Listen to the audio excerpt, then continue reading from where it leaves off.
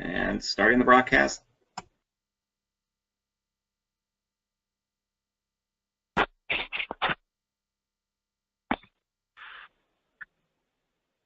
Good afternoon, all. My name is Mike Wheeler. I'm a Senior Program Associate for STPF, and I will be standing in for Kristen Fusco on professional development while she is out of the office on her honeymoon, and then following her departure from AAAS at the end of the month. So you may be seeing some more emails from me related to professional development over the coming weeks. Before we get started, I'd like to go over a few items so you know how to participate in today's webinar. You're listening in using your computer speaker system by default. If you prefer to join over the phone, just select telephone in the audio pane and the dial-in information will be displayed. You will have the opportunity to submit text questions to today's presenter by typing them into the questions pane of the control panel. You may send in your questions at any time, and the presenter will address them as appropriate or as she's able to, or during the end of the webinar during the Q&A portion. I would now like to introduce Candace Bertotti, who will be leading today's webinar on crisis communications. Many of you will remember Candace from her in-person workshops to the fellows last fall on crucial conversations and negotiations, and the webinar earlier this month on unconscious bias. Candace is the founder of Candid Communications and specializes in interpersonal communication, influence, and conflict resolution to help individuals and organizations achieve better results. Candace previously served at the Department of Education and on the faculty at the University of Maryland. She teaches at Georgetown Law School and has been teaching on crisis communication to government officials for over 10 years. She holds a master's degree in public administration from Harvard's Kennedy School of Government. I will now hand it over to Candace. Good morning. Hello, everybody. I see some familiar names on the attendees list. I'm so excited to have you back. I'm really excited about this topic. As you heard, I've been teaching this for quite a while. I find it really, really useful even when you're not in a crisis. And so if you're kind of sitting there wondering, well, my job isn't crisis planning and I don't know if I'm fully committed to this full hour of this webinar, I would say hang with it. And I have personally found that these tools will help you be a better communicator in general. And as you know, I love to give as much information as I can in a short period of time. I like to make things interactive and engaging, but most importantly, I want it to be valuable. So I totally get this is an hour of your precious Monday, and I really am honored by you being here, and I want to honor that by giving you as much as I can. So I've crammed in a lot of information. I know you guys are pretty quick on the uptake, so I have lots of interesting pieces for you. So what we'll start out is I'll just give you a quick overview of what we're going to do. I'm just going to really quickly just make sure we're all on the same page. What is a crisis? When is it appropriate to use crisis communication? And then dive into what can we uniquely do differently. And we'll also talk about what can we do with the media, which I think is the pitfall that we often have is we don't think we'll ever talk to the media, but you never know until that one day you pick up the phone and there they are. So I'll give you some quick tips. It'll be kind of fun for that. And we'll make sure we have some Q&A. And please ask questions throughout. So with that, I want to start with, is this a crisis? So Bear, if you could go up and put up the first poll. And my question to you is, the scenario is you wake up with the sound of your fire alarm and you smell smoke and your house is on fire. Is this a crisis? Yes or no? Is it a crisis for you? Yes or no? I just want you to quickly, don't think about it too hard, just gut reactions. Is this a crisis? And then give folks a minute, Barry, and then show us what we got there.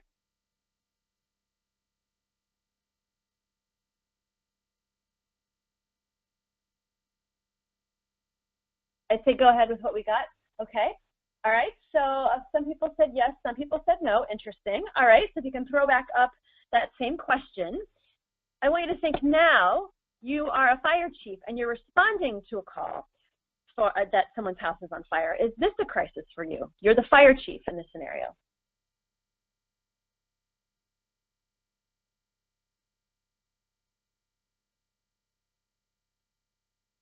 All right, go ahead and show us those results. Okay, so almost a complete reversal, same situation, just depending on who we are in that situation changes. All right, let's try another one. Let's say you can't find your house keys and you're late for work and there's an important meeting today. Is this a crisis? Again, you're late for work, you can't find your house keys, and there's an important meeting you're about to be late for. Is this a crisis for you?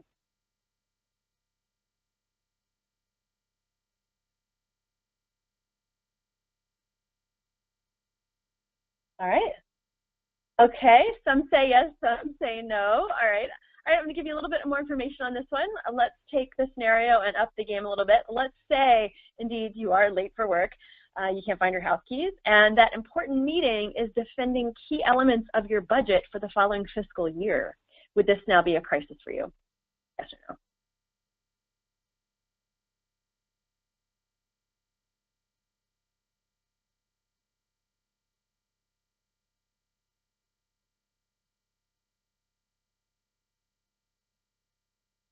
Okay, all right, so more people said this is a crisis, although 45% said no.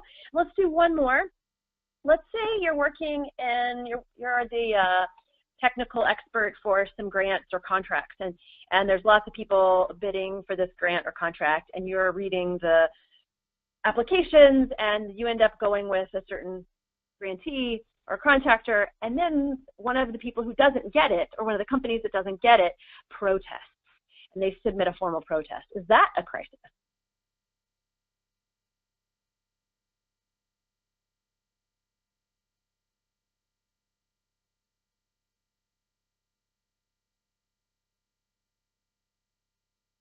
All right, let's take a look. Okay, so notice that we define crisis differently. All right, thanks, Barry. So I'm going to take us right back here. So what makes something a crisis? What I'd like you to do is type up in the, and I believe I'm directing you to the right place, to the question box, and I want you to type in, what do you think makes something a crisis? Why is it that it's a crisis for one person and not for another? Why is it that the same scenario, when we look at it, is a crisis for some and not for others? What in your head makes something a crisis? And write down any characteristics you can think of. What are the conditions? What's the difference between a crisis and an emergency? What makes a crisis uniquely a crisis? So a prompt response is needed and the stakes are high. Thanks, Carrie. An acute situation with potential for long-term damage to health, employment, environment. Thanks, Margaret.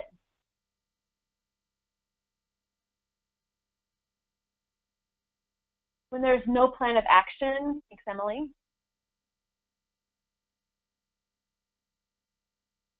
Is more of a decision point on how to act. Thanks, Stephanie. Something for which no or limited prior planning exists. An event that raises emotion. Thanks, Kyle. Emergency has a more set response. Got it, Stephanie, thanks. Than comparison to a crisis, yes. And when there is a life-threatening situation, Tuba, great. All right, well, let's explore some of these. What we have, I have a working definition for crisis. There's so many different definitions out there, but this is what we're going to work with for today. So crisis, as we've already learned, is subjective, and it's based on our perception of a threat to basic values or mission. So just to address one of the comments, it doesn't necessarily have to be a threat to life. I can have a crisis and not be a threat to my life. And so it can be a threat to my values or a threat to my mission. And I think that's what we're seeing a lot in politics now, is people get into crisis mode because it's threatening their core, deeply held values. A finite time to respond and make decisions or take action. So it's not something that I can just, I can react tomorrow. It's something where there's a time-sensitive piece to it. And then a lack of standard operating procedures or an inability to implement the SOPs to address the situation. And that's one thing we saw in the comments as well about the emergency. So if I'm a fire chief, for example, I have standard operating procedures for how I should be putting out a fire. And if that is my job to do, and it's fitting within the things I've trained for, hopefully that's not a crisis, that's just my job and what I'm doing. And the same thing translates to our jobs. If we can anticipate that someone might protest, can we anticipate and be ready for that so it's not a crisis? I think it's really helpful to think about this definition, because so often as leaders, we hear people call everything a crisis, and then it just dilutes our ability to call the troops to action, so to speak. It dilutes our presence and our influence as a leader because everything's a crisis, and so Jesus just is just another crisis. So I'm going to give you some tools for how we can better respond in advance so that things don't become a crisis, and that when it does, we can better call it and we can better have better tools to act. Because of this definition, what we've talked about, just a few key things to point out.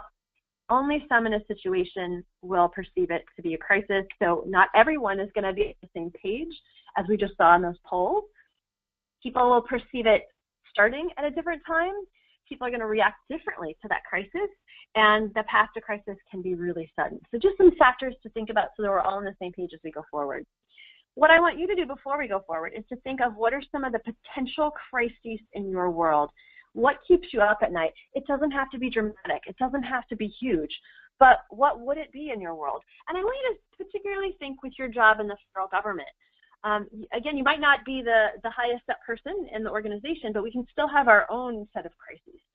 So what might that be for you? Might it be that just the server goes down and you have to do a presentation and the data you're planning to use is all in the server and now you don't have the data to do your job? And you hadn't planned ahead of time for something like that. Could it be that indeed you lose your keys and there's some major presentation that is really important, or you're going on a trip and you left your phone in the Uber? So think about what might be real for you and just think of a few, and you don't have to necessarily share them with the group, but I just want you to think about them so we have some in our heads as we go forward. As I think I've mentioned in other trainings, if you just kind of absorb this generically, it's likely not to sink in, but what will get it to sink in more is if you can connect it to something real and think about how would I apply this if this happened in my life. I'll just stop talking for just a moment to let you think.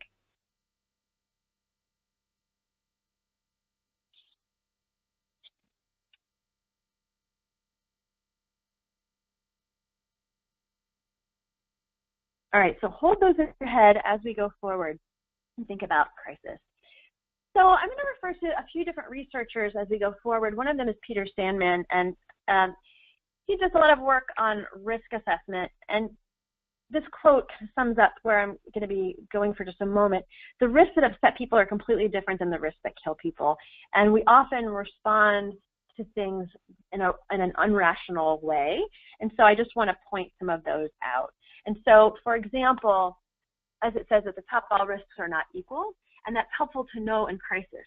So, for example, a risk that's voluntary is more accepted than a risk that's imposed. An example of that, and one that's similar, would be something you're in control of versus one you're not in control of. So let's take, this would be more the control of ATV vehicles, so all-terrain vehicles. People are more likely to take a risk to use one of those because they feel like they're in control. But yet that same person could be on a plane and freak out because they're not the one controlling the plane. But yet you're much more likely to be injured on an ATV vehicle. Natural versus risks that are man-made. So, for example, people often buy very expensive houses right on the beach, where with climate change and weather, that's a very risky investment.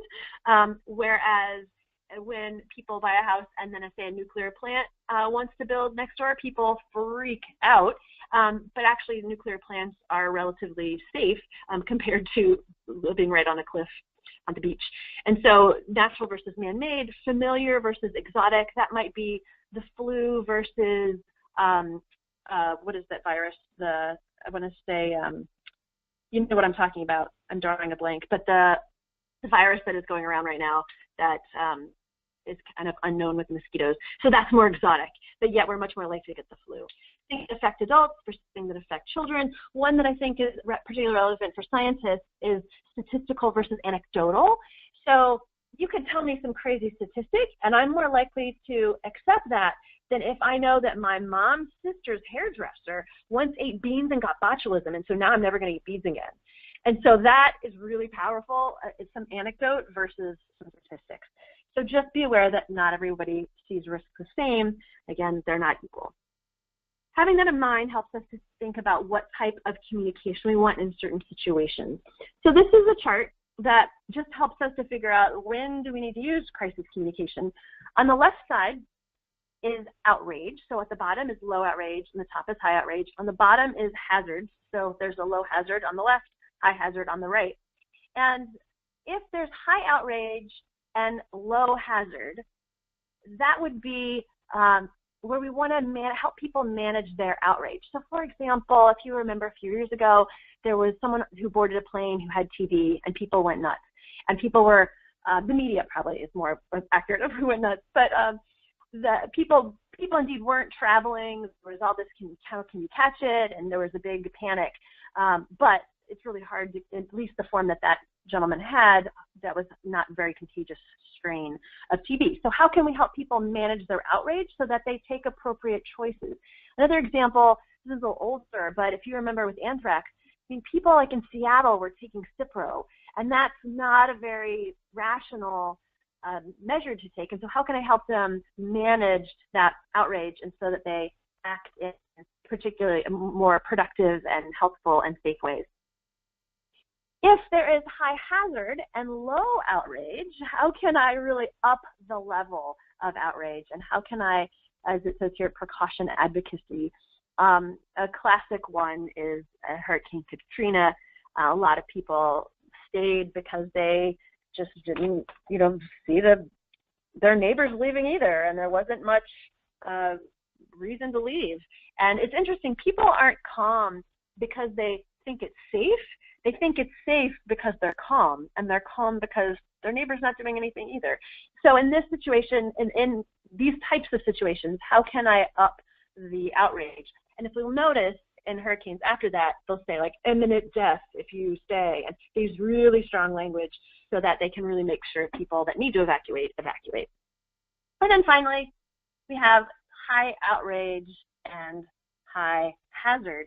And in that stage, that's where we're using crisis communication, and we want to think about how we can help people bear their outrage and take wise precautions in the face of danger. So if you think about the London fire that just happened in that 4-story apartment building, if you were responding in that situation, or you're there in the aftermath and you're from the government and you're trying to help people, how can you help them bear that outrage that they have and take wise precautions? So do people at other 24-story apartment buildings really need to sleep in the street, or are there some reassurances that you can have for them, or what they can do in case they smell smoke so they feel safer and know what to do, rather than having their whole family sleep in a tent on the street corner? And so that is where we're going to spend the rest of our time together, in this box. So when we're under a crisis, and that includes when we're highly stressed and highly fatigued, those things affect how we listen, speak, hear, learn, and react. And there's a mental noise theory, and that is by a scientist who I'm going to highly pull from, who I really like his work, Dr. Vincent Cavallo. And when people are upset, they have difficulty hearing, understanding, and remembering. So I have a poll that I'm going to have Barry pull up, and I want you to try to guess. Mental noise is reduced. I'll just put it out there. Mental noise reduces our mental processing, How much do you think it reduces it by? What is the possible high end of how much this mental noise can reduce our mental processing? Take a guess.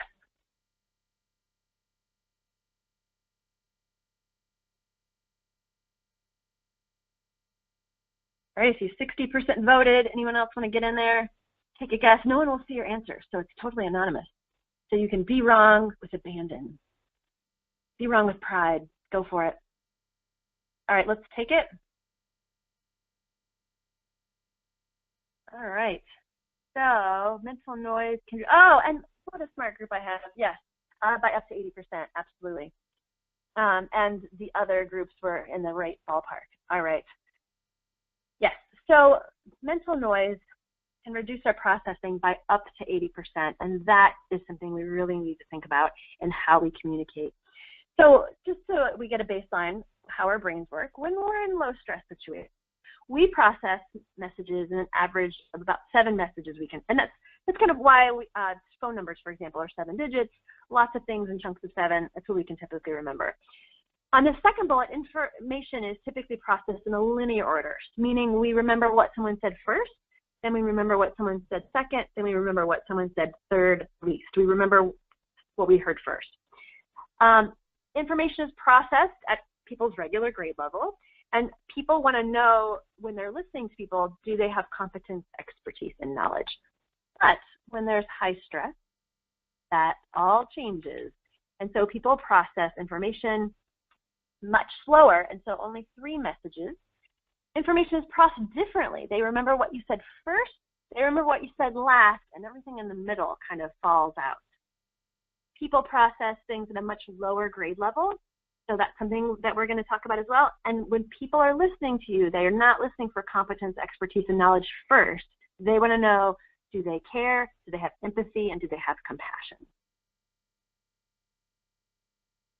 So when there's high stress situations, one of the first things we want to think about is developing 3 key messages. I just put stop, drop, and roll because that's one we probably all heard growing up. And you want to repeat that message 3 times. Now I want to give you a particular challenge, and this is called the 2793 challenge. It's kind of fascinating, but just to tell you what it is, and then I'll give you the background. It's 3 key messages delivered in 9 seconds in a total of 27 words. Basically, a researcher was trying to find out how much airtime is given to most news, whether it's print news or on TV. How much does the average story get covered? What they found is, on average, if you look at all the different stories, basically what gets covered is 3 key messages delivered in about 9 seconds, whether you're seeing it on TV or you read it out loud from the newspaper. And it's about a total of 27 words. And that's really helpful to know, because if I am trying to get information out to the public about the science behind Zika, for example, if too much information, the media is going to choose what should be heard and what's not, and maybe some really important stuff doesn't get heard, or maybe people don't hear it all because there's just information overload. If I don't give enough information, then there's room for information that could have been put on the table that I didn't put. So this is really helpful to think about putting information out there. It doesn't even need to be, this is where I was talking about it can be helpful even if it's not a crisis. So on your email, for example, this can be really helpful just to think about what are my 3 key messages I want to deliver in 9 seconds in a total of 27 words. Let me give you a few examples. So I just got a text message, AT&T, you have exceeded $200 in voice usage charges. Manage your account at att.com, find a plan that is right for you, and minimize a costly bill. If you count those words, it is exactly 27 words. 3 key messages. Probably took me about, maybe I talk fast, so maybe a little less than 9 seconds. The point is you see this replicated a lot from people who know this. And so let's take a look at another one. This is, I don't know if you guys get like the crime updates or traffic updates. This is another one, 27 words, 3 key points. This I found in a government newsletter. It said that NIICD will purchase only multi-mode digital radios in the future. Analog radios will be replaced during normal replacement cycles. Contact Steve Jenkins for more information. Again, 3 key points, words. And so it's a great tool to think about in how we communicate just every day, and particularly when we're communicating in a crisis. A few other adjustments that you may want to make when you're talking in crisis is to simplify the message. I want to give you a cool tip for this one. So you see here it says AGL -4. That is average grade level -4. And when we're in a crisis, we want to make sure that the message can hit people at their grade level. And if I'm going to go out here to Microsoft Word and I want to show you a cool trick. So what I did is I just to the agency, I just went to USDA because I know several of you work at USDA, and I went to their rural grant site. So it's like rural business owners wanting grants. So I just did a copy and a paste, and actually I think I even have the website pulled up to show you where I pulled it from, right here. So I pulled it from the USDA's website, Rural Business Development Grants, where you think you'd want to have, I mean, this is not in crisis, but you'd want to make sure that different grade levels could apply in this rural area. And let me go back to Microsoft Word. Let's just check for my grade level. So what you do is if you go up to Tools and you go to Spelling and Grammar, there's a setting that you can do in your settings to check for the grade level. And so when I do my Spelling and Grammar, it gives me this readability statistics that comes up, And if you look down here, it says the Fleshler-Kincaid grade level, and this is at a 10.9 grade level, so between 10th and 11th grade. And that's useful information. And so that's helpful if I'm trying to create a website in response to, say, people wanting to know what to do. Say I'm in that building in London, and I need to know when is our building going to be rebuilt? What am I supposed to do in the meantime? What are the latest? What's the latest information on some compensation? I could go, and if I'm in crisis mode because my family is homeless in the process and I don't know what to do, I'd want to make sure this grade level is lower so people can really process it and take it in. And just as an aside, I think that's part of why Trump has been quite successful is his grade level. They've looked at a lot of his speeches and a lot of his tweets, of course, and they're at a very low grade level. Like anybody can just absorb it and hear it, and it makes sense, and you don't have to go get a dictionary to look up, although some of those, what was that word that he made up? Kofifi, anyhow. All right, so back to, here we go, right here. Average grade level at -4, I find that really useful. And again, it's helpful every day. So if I'm trying to reach a larger audience, I just want to make sure that my language is clear, especially as scientists. To make sure your language is clear, it's helpful to just check the grade level. Use numbers carefully. That is also a good one for us scientific folks. And use pictures and graphs. So let's say, for example, that you have to deliver some data for someone who's going to go give a speech, and they want to make sure they got the science right. And let's say it's on waste management. And you could say, yes, the latest statistic is 250,000 tons of trash a day that we produce in the United States. Or could you make that statistic something more vivid and more memorable? So you could say the same thing, but say it in this way. You could say, the U.S. produces enough garbage in one day to fill 100 football fields 14 feet deep. That's going to be much more memorable. You're still conveying that there's 250,000 tons generated a day, but you're conveying it in a much more memorable way. So I just encourage you to really think about how you're conveying your numbers and how you're using pictures and graphics to bring things to life, and telling stories to bring it to life. One other thing to just mention, I mentioned the 2793. Twitter is 140 characters, which is about 27 words. So Twitter totally follows this 2793 philosophy and what people can process. All right. I mentioned earlier and want to give a little bit more time to is thinking about how people assess your message. So if you're going to be delivering a message to someone, people assess in the first 30 seconds, do they care about me? Do they have empathy for me? And they're not listening first for your competence. And I think as scientists, sometimes our go-to is let me talk about my degree, or let me say all the cool things that I've done so that you will listen to me. And that has its place. So if I'm presenting at a conference and we're not in crisis mode and I'm just delivering about a paper, that is totally appropriate, and that's going to help my audience to understand where I'm coming from and to give me credibility. But if I am presenting at a town hall meeting about some information and I'm just providing the science perspective on, say, an anthrax situation or some sort of spill, and I need to provide the science perspective, they're going to want to know, do I care about them? And I really like this particular definition of empathy, and I'll just read it to you. It says, empathy does not require you to feel what the person is feeling. Empathy does not require you to agree with what the person is feeling is appropriate. Empathy is the ability to, at the very least, describe your understanding of what they are feeling. And so I found that really useful. And I think a lot of times we also make the mistake of saying like, oh, I know what you're going through, or I totally understand that situation. And we don't. We don't know what they're going through. We don't understand. And so sometimes in our attempt to be empathetic, we can actually alienate. And so just something to consider as we go forward. And note that the higher level the emotion, the more we're going to see this. And so really think about how we can be empathetic and show that caring.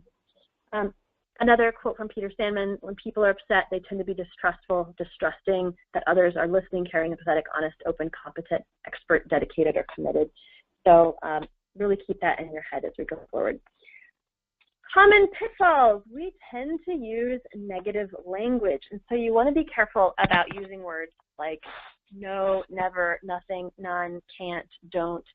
There was a really interesting kind of a video PSA from the Los Angeles County Health Office when there was particularly high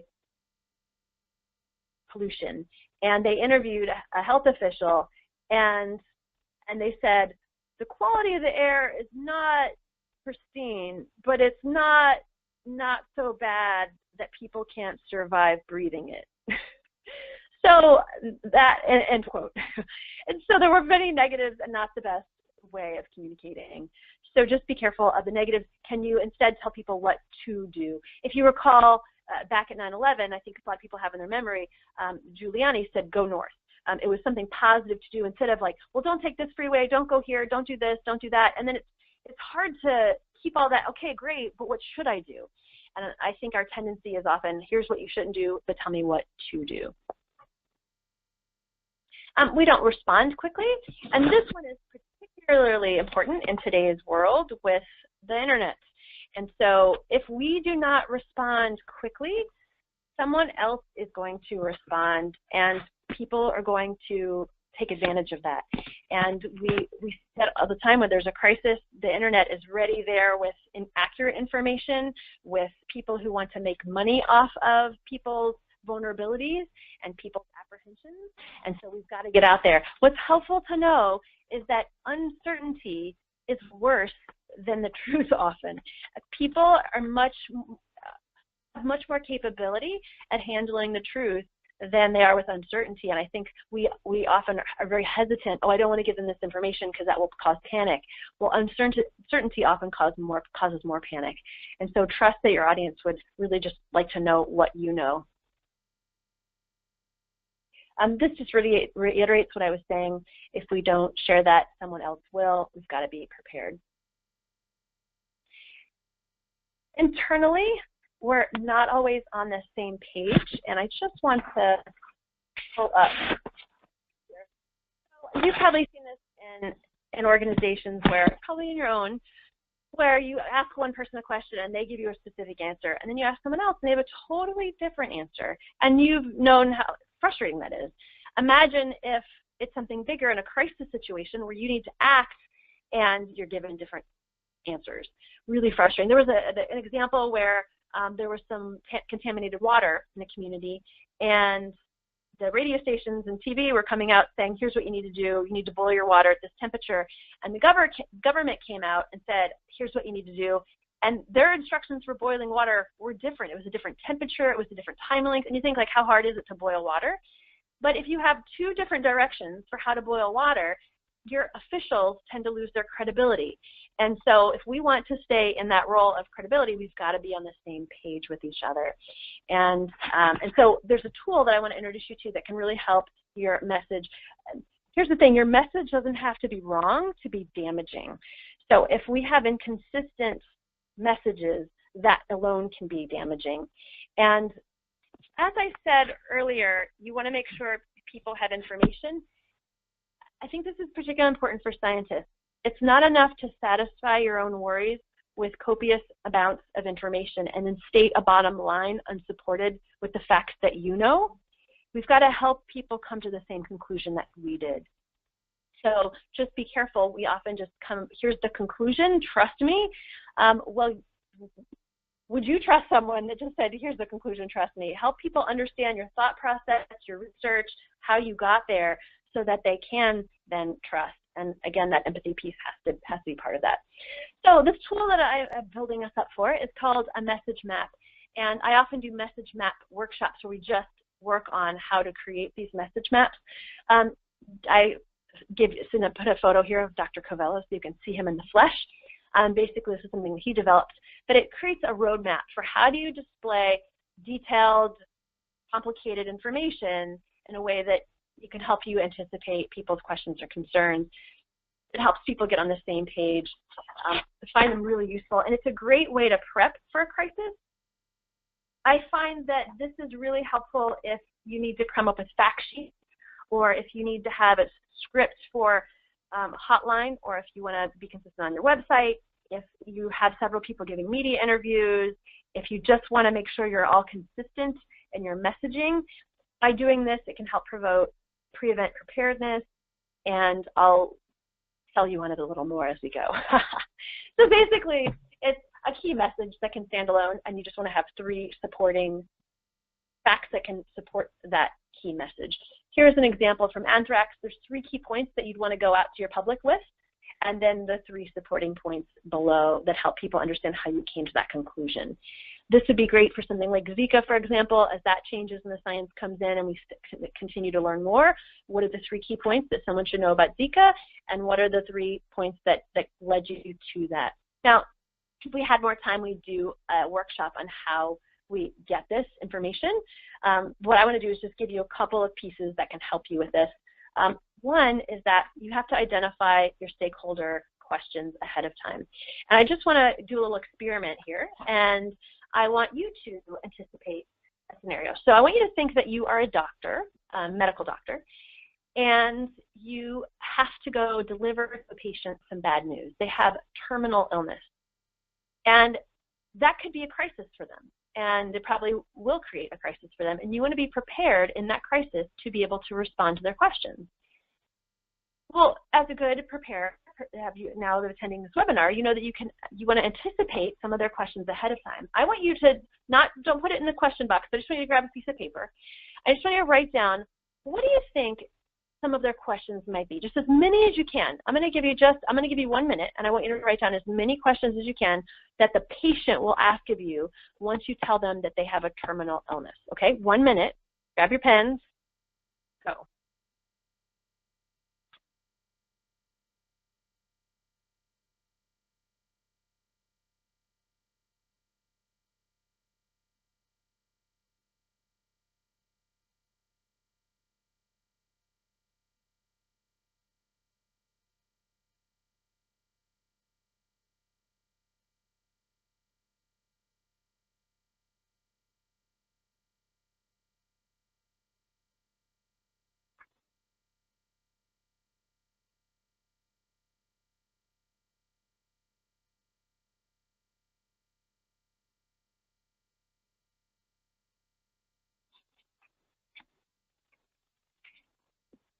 Ten more seconds. Write down one more question, at least one.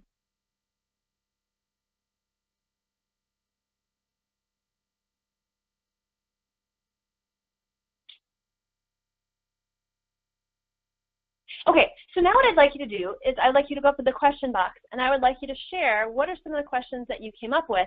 And as you see people post, I want you to notice, are they sharing the same ones? Did you have some in common? So let's just see if we came up with some of the same questions.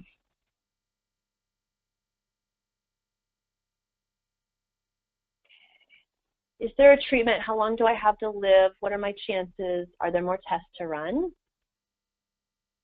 How long do I have? How long do I have to live?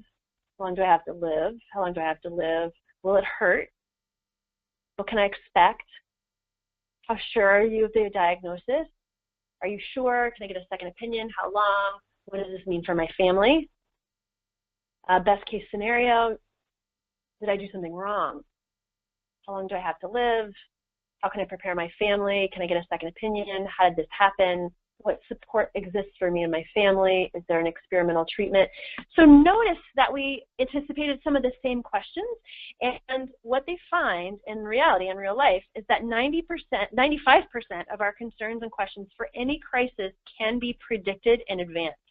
Now, looking at our questions, they actually studied this particular question, and nobody has my question, which is, will insurance cover this? How much is going to be covered? That's what I want to know.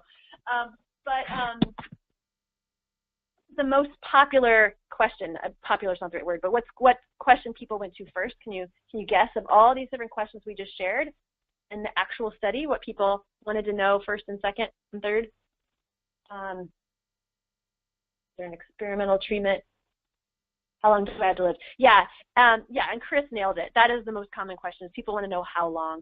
They also want to know, will there be much pain? And someone else nailed that. And can I get a second opinion? Those were in there. How sure are you? That's in that. Can I get a second opinion? How sure are you? Will there be much pain?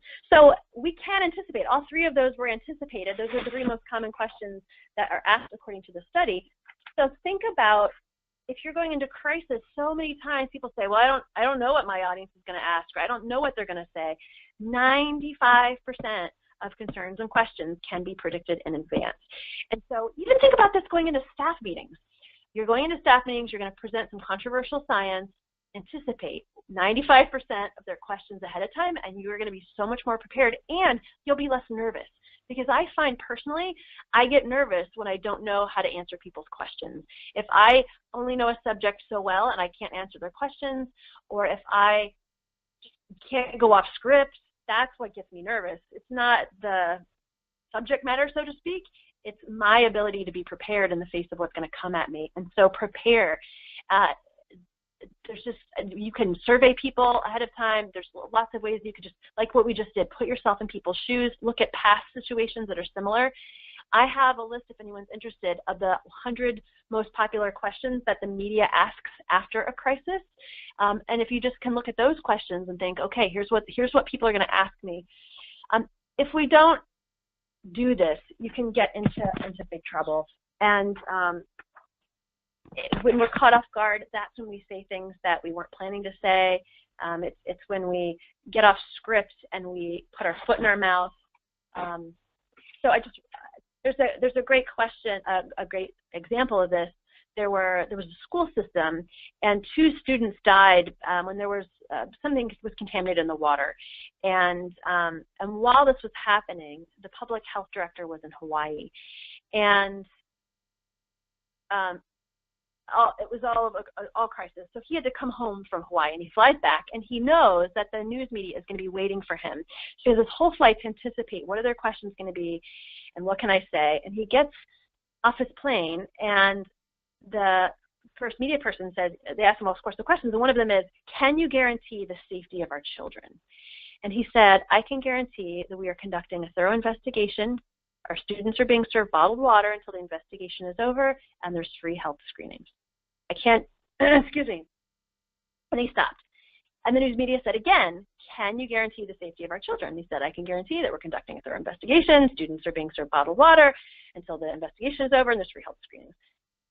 The news media asked him again, can you guarantee the safety of our children? And he said, you know, I can't guarantee their safety. I can't guarantee that no one else is going to get sick, and I can't even guarantee that the sun's going to rise tomorrow.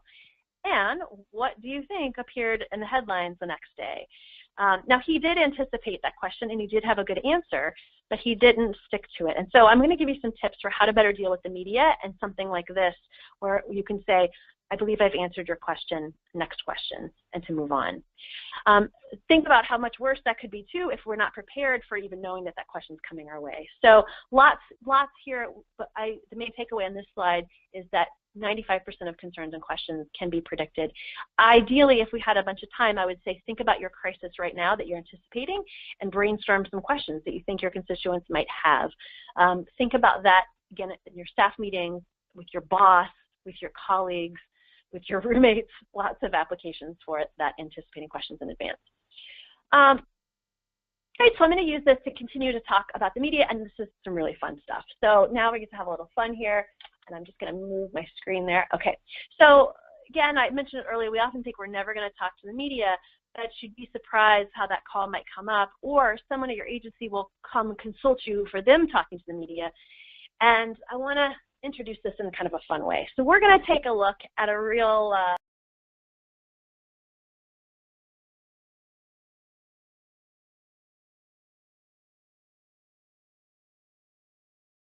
you are concerned of the questioner that you agree with.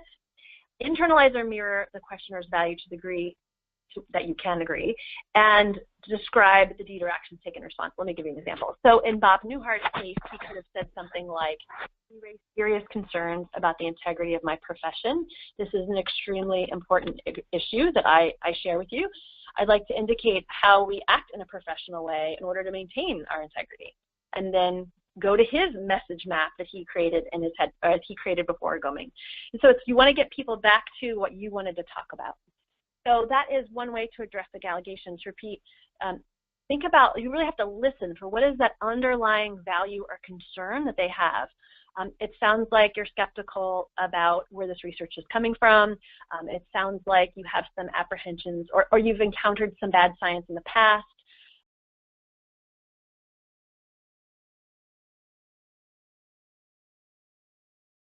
You're asking me to predict, you're asking me a what if question. You're asking me to speculate on the future. What I'd like to do is focus on what we know now, or what we know now is, and I could go to my message map. These tend to come up quite a bit in the media. They come up also with other people. I could see these questions coming up at work. And so while this is fun and you might think, oh, I don't have to talk to the media, see what bits you can pull out that you can use in real life. And I find that listening part is key about what's really underlying their question and their concern. Also, just to address the role of humor, he made that joke about my plumber. Be careful of humor. We sometimes think that it can break the ice, but in a crisis, it's really a bad place for humor. So be careful. Use your best judgment. Sometimes it can add some levity to a really tough situation, but I would say that there needs to be some time in there. Just another one that comes up real quick that I want to add is the I don't know response. And especially as scientists, we don't often like to say that we don't know. But one thing you can do is if you don't know, you can just say, can you repeat the question? So that it gives you a little more time to think, and that can be totally appropriate. And then if you don't know, just say that. Say that you don't know, and people, again, appreciate that more than BSing. BS monitors will go off. You could say, sometimes in the government we can't answer because something might be, like what's the word I'm looking for? I'm having trouble today with my words. When something's confidential and you can't share it, it's yeah, I'm looking for it's a C word, top secret. There we go. I'll take that. Thank you. If it's top secret, let them know that, and now people understand why you can't share it. If you don't know or you can't answer, give you reasons for that. Indicate with a follow-up. Be careful on the indicator on the follow-up. So often I've heard people say, you know, on our next press conference or the next time I'll get back to you is this date, and then they don't, and then that makes it even worse. So I would say under promise and over deliver. So if you think you can have it by Thursday, say you get it to them by Friday. If you get it to them by Thursday, they're thrilled. So under promise, over deliver, and bridge to what you can say. So with these last 5 minutes, I wanted to check in and see if you have any other questions. I do have some more stuff I could talk about. If you say, hey, more content, or if you have some questions, I would love to hear them. I want to go in a direction you'd like. So what would you like to discuss? So throw in any questions that you might have. Or you could say more content, and I can talk a little bit more. Okay, more content, more content. Can I go back to the addressing allegations slide? I can absolutely do that, and I can do more content as well. Thank you. Okay, addressing allegations. Yeah, there you go. You can take a photo of it if you want, real quick.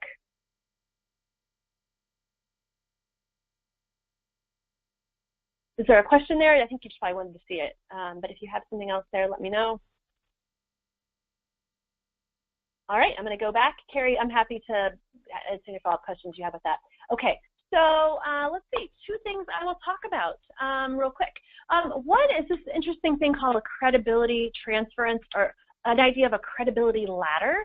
And I think this is particularly helpful in government. So the theory is that a lower credibility source takes on the credibility of the highest credible source that agrees with its position on an issue. All right, so what does that mean? That means if I'm trying to figure out who should speak on a matter, I want to pick who's going to have the highest credibility source. So if I'm going to go talk to people, and people I know don't think lawyers, for example, are very credible, maybe I don't have my lawyer being the one delivering the message. But if I do know, I worked for the U.S. Department of Education, and I knew that when we went out into the community, people really had high credibility for teachers. So we would often get teachers to introduce the Secretary of Education, local teachers, so that his credibility would rise. If we started out with instead some government official that people don't know, it actually makes his credibility go down. So think about who you can associate yourself with, who you can connect your message with. That will help. And an example of that is there was a Barbara Walters interview, if you remember, many years ago, and it was with, not Colin Powell, anyhow, it was with one of the top generals, and it was when the Gulf War was happening, and she said, "Are you happy about the fact that so few soldiers were killed?" Which is kind of a trick question, right? Are you happy about the fact that so few soldiers were killed? And he replied, and he said, "I have laid awake at night crying about the loss of life, and losing one is too many." And it brought me to tears. And her follow-up question was, "Do real men cry?" And she said, and his response was, he said, "If people don't cry, that's when I would get, raise my concern." He said Grant cried at the loss of life. Sherman, Lee, Lincoln cried at the loss of life. And again, frankly, any man that doesn't scares me. What he was doing in that moment, maybe consciously or subconsciously, he was aligning himself with a higher credibility source. So if you don't believe me, Lincoln cried. So I'm associating myself now with Lincoln, and if you disagree with me, you're basically disagreeing with Lincoln. And right after that, she stopped her line of questioning. I would argue if she had pursued it, she would have lost credibility because she's going up against this higher credibility source. So I think that's interesting in government, just to think about who am I associating with, who is this data associated with, especially in politics.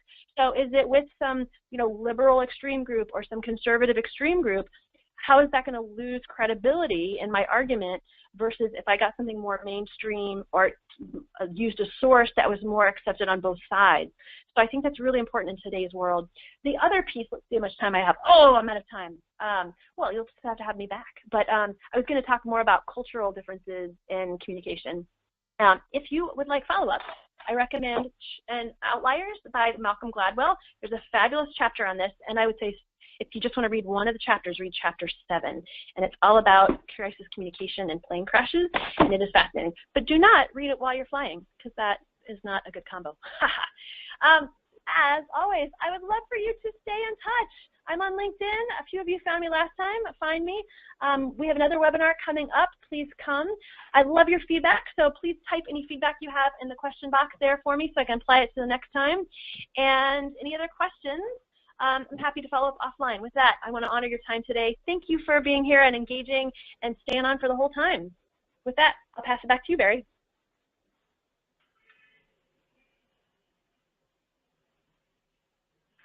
Hey all, this is Mike Wheeler again. I want to thank Candace and everyone for attending today's webinar. You will receive a follow-up email with a link to view a recording of today's webinar, this survey, and some other resources you may find useful. Please keep checking your emails for the later webinar that Candace mentioned, as well as our in-person Leveraging LinkedIn session that we're having later in the month. Please also be sure to register for the year-end summit and send-off, and be in touch if you'd like to participate in a 10 by 20 presentation. Thank you for joining us today, and have a great rest of your Monday.